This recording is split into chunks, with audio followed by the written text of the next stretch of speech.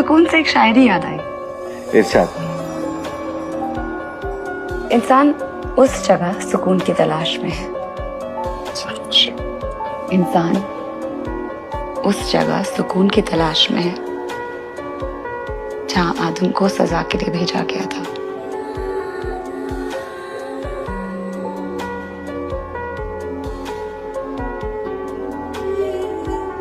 मुन्ना, तुम्हारे साथ एक सुकून है। काश असल जिंदगी भी ना ये 1 2 3 4 1 2 3 4 की तरह डायलॉग्स ही होती। जिसको चाहिए वो डब कर लेता जो वो सुनना चाहता है।